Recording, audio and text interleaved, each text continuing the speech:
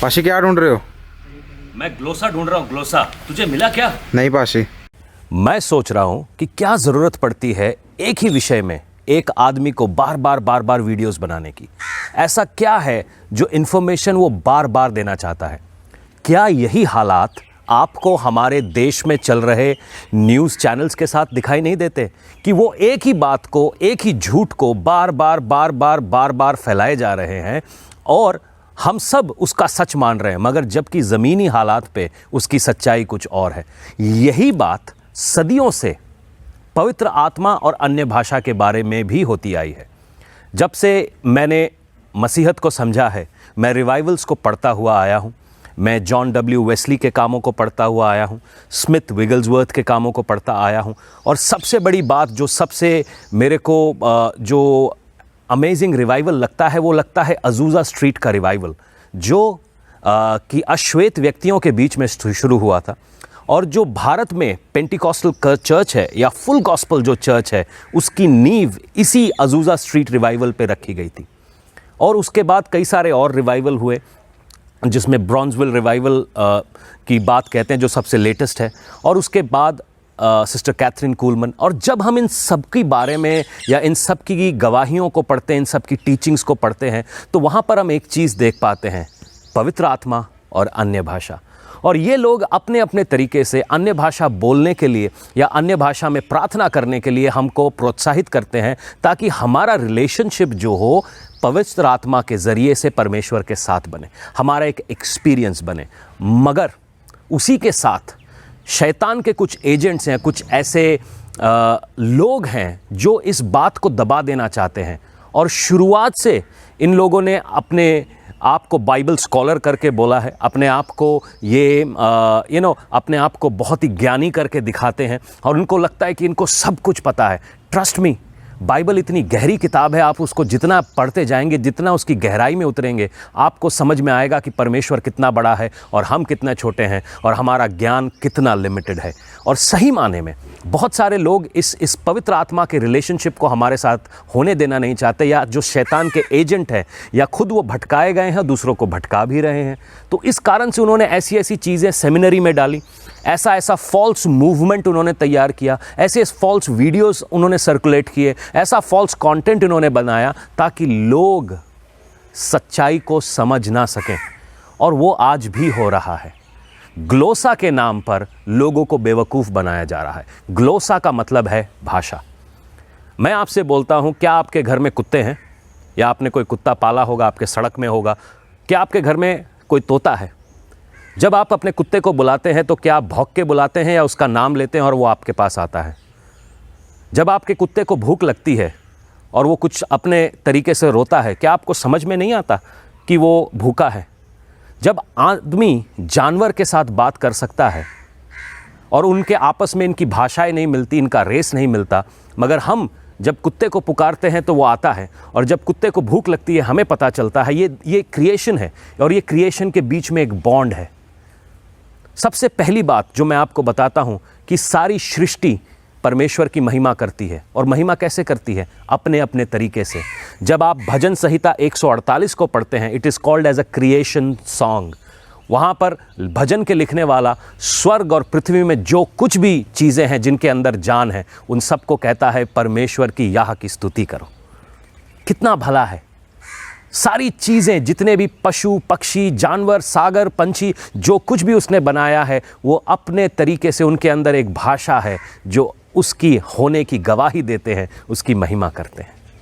और मज़े की बात है, और हम इस बात को नहीं समझते, और हम हर चीज़ को एक टेक्निकल दायरे में बांध देना चाहते हैं, और जो कि आधा सच है आधा झूठ है।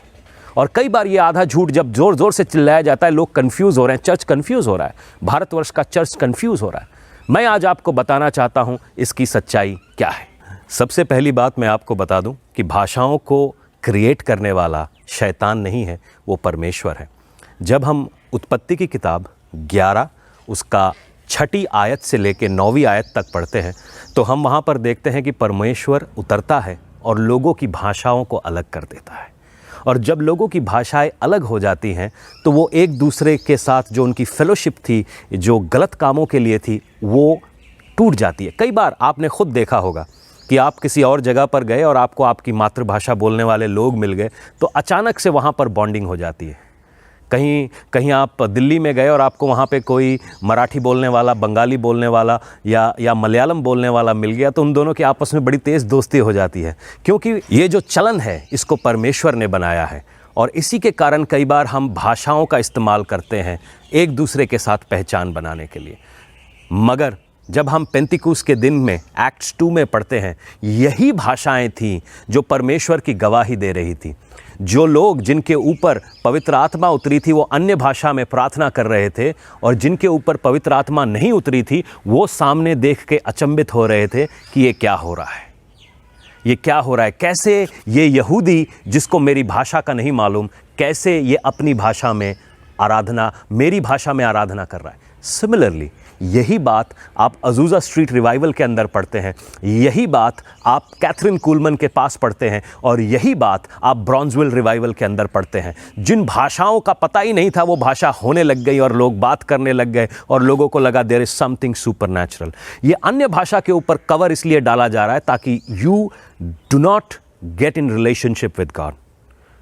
मैं आपको पौलुस के आयतों से, पौलुस जो कहता है मैं उसको आपको बताना चाहता हूं। अगर आप पहला कुरिन्थियों 14 को पूरी रीति से पढ़ना चाहते हैं, मैं चाहता हूं कि हम दोनों इसको साथ पढ़ें और हम इस बात को समझें। 1 कुरिन्थियंस 14, यहां पर प्रेरित पौलुस यूं कहते हैं कि प्रेम का अनुकरण करो और आत्मिक वरदानों की धुन में रहो। वो कहते हैं प्रेम से, love is the first thing that you need to look for. और दूसरी चीज, आत्मिक वरदानों की धुन में रहो, जिसके अंदर अन्य भाषा भी आती है। जो गिफ्ट है उसके अंदर अन्य भाषा भी है। और यूं कहते हैं विशेष करके यह है कि भविष्यवाणी करो, क्योंकि जो अन्य भाषा में बातें करता है वह मनुष्य से नहीं परंतु परमेश्वर से बातें करता है, इसीलिए उसकी बातें कोई नहीं समझता, क्योंकि वह भेद की बातें आत्मा में होकर बोलता है, परंतु जो भविष्यवाणी करता है वो मनुष्य की उन्नति करता है। ये दोनों चीजें कलीसिया की उन्नति के लिए है। अन्य भाषा आपकी उन्नति के लिए है, भविष्यवाणी किसी और की उन्नति के लिए है, आदमी की उन्नति के लिए। आगे कलाम यूं कहता है, जो अन्य भाषा में बातें करता है वह अपनी उन्नति करता है, जो भविष्यवाणी करता है वो कलीसिया की उन्नति करता है। मैं चाहता हूं कि तुम सब यस, आप जो मेरी आवाज सुन रहे हैं, कलाम यूं कहता है कि तुम सब अन्य भाषाओं में बातें करो, पर तो इससे अधिक मैं चाहता हूं कि भविष्यवाणी करो। यहां पर यूं लिखा है, क्योंकि यदि अन्य भाषाएं बोलने वाला कलीसिया की उन्नति के लिए अनुवाद ना करे तो भविष्यवाणी करने वाला उससे बढ़कर है। तो इसका मतलब ऐसा पॉसिबिलिटी है कि आपको अन्य भाषा मिले और उसका अनुवाद ना कर सके। मगर मैं इसके आगे भी पढ़ना चाहूँगा, इसीलिए हे भाइयों, यदि मैं तुम्हारे पास आकर अन्य भाषाओं में बातें करूं और प्रकाश या ज्ञान की भविष्यवाणी उपदेश की बातें तुमसे ना कहूं तो मुझे तुमसे क्या लाभ होगा। ऑब्वियसली अगर कोई आके आपके सामने कुछ भी बोलता रहेगा उससे आपको लाभ नहीं होगा। मैं इसका प्रैक्टिकल भी आपको बताऊंगा। इसी प्रकार से यदि निर्जीव वस्तुएं भी जिसमें से ध्वनि निकलती है, जैसे बांसुरी या बीन, यदि उसके स्वरों में भेद ना हो तो उसका फूका जाना, बजाया जाना वैसा ही पहचाना जाएगा। और यदि तुरही का शब्द साफ ना हो तो कौन लड़ाई के लिए तैयार करेगा। ऐसा ना हो कि तुम भी जीभ से साफ साफ बातें ना कहो, तो जो कुछ भी कहा जाता है वह कैसे समझा जाएगा, तो तुम हवा से बातें करने वाले ठहरोगे। बिल्कुल सही बात है। जगत में कितने ही प्रकार की भाषाएं क्यों ना हो, परंतु उनमें से कोई भी बिना अर्थ के ना होगी। तो अगर इसीलिए यदि मैं किसी भाषा का अर्थ ना समझूं तो बोलने वाले की दृष्टि में परदेसी ठहरूंगा। मगर इसका मतलब ये कहीं नहीं होगा कि वो गलत है, ठीक है। इसीलिए तुम भी जब आत्मिक वरदानों की धुन में हो तो ऐसा प्रयत्न करो कि तुम्हारे वरदानों उन्नति से कलीसिया की उन्नति हो। Very right. इसी कारण जो अन्य भाषा में बोले वह प्रार्थना करे कि उसका अनुवाद भी उसको मिले। इसलिए यदि अन्य भाषा में प्रार्थना करूं तो मेरी आत्मा प्रार्थना करती है पर मेरी बुद्धि काम नहीं देती। अतः क्या करना चाहिए? मैं आत्मा से भी प्रार्थना करूंगा, बुद्धि से भी प्रार्थना करूंगा, और मैं आत्मा से भी गाऊंगा, बुद्धि से भी गाऊंगा। नहीं तो यदि तू आत्मा से नहीं धन्यवाद करेगा तो फिर अज्ञानी तेरे धन्यवाद पर आमीन कैसे कहेंगे। Absolutely correct. ये जो सेटअप है ये एकदम परफेक्ट चर्च सेटअप है। यहाँ पर प्रेरित पौलुस यूँ कहते हैं एक चर्च की मीटिंग है, ठीक है, एक चर्च की मीटिंग है और वहाँ के अंदर कई बार आपने देखा होगा कि कई लोग मीटिंग के बीच में खड़े हो जाते हैं और अन्य भाषा बोलने लगते हैं, ठीक है। एक जगह पर मैं था और एक जगह पर एक मीटिंग चल रही थी और उस मीटिंग के अंदर ऐसा था कि एक जो परमेश्वर के सेवक थे वो अचानक से मीटिंग के एंड में खड़े हुए और अन्य भाषा बोलने लगे। मगर मैं जानता था क्योंकि वो अन्य भाषा जो बोल रहे हैं that is not from the spirit, क्योंकि मेरी स्पिरिट उस स्पिरिट के साथ नहीं मिल रही थी। आई न्यू ये पवित्र आत्मा की तरफ से नहीं है। क्यों? क्योंकि मैं अपने पर्सनल प्रेयर क्लॉजेट में मैं अन्य भाषा से बात करता हूँ, परमेश्वर से प्रार्थना करता हूँ। कई बार ऐसी मीटिंग्स में आप देखते होंगे कि लोग खड़े हो जाते हैं अटेंशन लेने के लिए कि मैं कितना आत्मिक हूँ और वो कुछ भी बोलते हैं, कुछ भी करते हैं जिसका कोई सर पैर नहीं होता। मगर कई मीटिंग्स में, एक मीटिंग मुझे याद है कर्नाटक गुलबर्गा की मीटिंग चल रही थी और वहाँ पर एक जगह के ऊपर हम लोग थे और वहाँ पर आखिर में एक बहुत ही सीनियर लेडी बैठे हुए थे। सब लोग सामने होली स्पिरिट का काम चल रहा है, people are getting slain, people are speaking in tongues and healings and miracles हो रहे हैं। वहाँ पे पीछे एक लेडी बैठी हुई हैं और वो कुछ बोले जा रही हैं और मेरा ध्यान अचानक से उस ओल्ड लेडी के ऊपर गया। वो शायद 80 साल के होंगे। मैं वहाँ पर जाता हूँ और मैं सुनता हूँ कि वो अन्य भाषा में बात कर रहे हैं। एंड माई स्पिरिट सेड, और मैंने, क्योंकि हमारे को भाषा का प्रॉब्लम था, तो मैंने एक को बुलाया जो कन्नड़ बोलते थे। मैंने उनसे पूछा, आंटी क्या ये जो देश इस जगह के मन फिराव और इन जगह के पापों के लिए प्रार्थना कर रहे हैं? तो जब उन भाई ने उस आंटी से पूछा कि आप ऐसा कर रहे हैं, उन्होंने बोला हाँ। ना मैं उनकी भाषा समझ रहा था, ना वो मेरी भाषा समझ रहे थे, मगर मैं जानता था कि वो स्पिरिट में हम एक हैं। हम दोनों उस जगह के रिपेंटेंस के लिए, उस जगह के बेदारी के लिए प्रार्थना कर रहे थे। This is the spirit, this is the Holi spirit. कैसे बाइबल बताती है, do not quench the Holi spirit, पर आत्मा को ना बुझाओ। कैसे आप, कोई अन्य भाषा का गिफ्ट आपको मिलता है, जब तक आप उसको आगे नहीं बढ़ाएंगे, कैसे आपको मालूम है कि वो गिफ्ट काम कर रहा है नहीं कर रहा? कई सारी भाषाएं, दुनिया में हजारों लाखों भाषाएं हैं। क्या आपको मालूम है दुनिया में एक लैंग्वेज है क्लिक लैंग्वेज, और अफ्रीकन बुशमैन, 7 बुशमैन ट्राइब है जो ये क्लिक लैंग्वेज में बात करता है, जो लैंग्वेज शायद ऐसी है।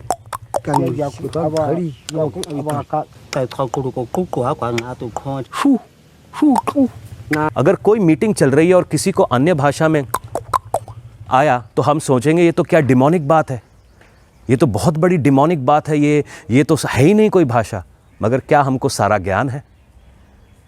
और कई बार इसी चक्कर में हम आत्मा को बुझा देते हैं, हम आत्मा को बुझा देते हैं। मैंने एक ऐसे जगह के ऊपर प्रार्थना मूवमेंट को सुना है जहाँ पर जो सिस्टर्स प्रार्थना कर रहे थे, वो ज़मीन पर लेटकर प्रार्थना कर रहे थे और पवित्र आत्मा का ऐसा सामर्थ हुआ कि वो हवा पर तैरने लगे। अगर प्रेरित पतरस पानी पर चल सकता है तो क्या वो हवा पर नहीं तैर सकते? हम क्या समझ रहे हैं? हम पवित्र आत्मा को क्या समझते हैं कि हमको सारी बातें मालूम है? क्या हमको सारा प्रकाशन है? हमको सारा प्रकाशन नहीं है। एक चर्च सेटअप के अंदर प्रेरित पौलुस यूँ कहता है कि आप सबसे इसकी शुरुआत ही वो ऐसा कहता है कि अन्य भाषा के खोज में लगे रहो, वरदानों की खोज में लगे रहो। वो यूँ कहता है कि सबसे ज़्यादा अन्य भाषा में मैं बातें करता हूँ। There are 2 kinds of setup, there is 2 setups होते हैं। एक है पर्सनल प्रेयर सेटअप। आप अपने पर्सनल प्रेयर सेटअप में प्रार्थना करिए, आप अन्य भाषा में प्रार्थना करिए, गिफ्ट्स को मांगिए, आप गिफ्ट्स को मांगिए। मैं अन्य भाषा में भी प्रार्थना करता हूँ और जब मैं पब्लिकली उसको भविष्यवाणी करता हूँ तो वो ऐसा मैं ऑपरेट इस तरीके से, पवित्र आत्मा मेरे ज़रिए से ऑपरेट करता है कि मैं पहले अन्य भाषा में बोलता हूँ, तब मैं उसको इंटरप्रेट करता हूँ, ठीक है।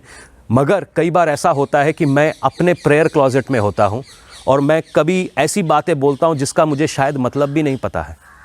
मगर इसका मतलब ये नहीं है कि मेरे को अन्य भाषा का वरदान नहीं है या मैं उसको इंटरप्रेट नहीं कर सकता।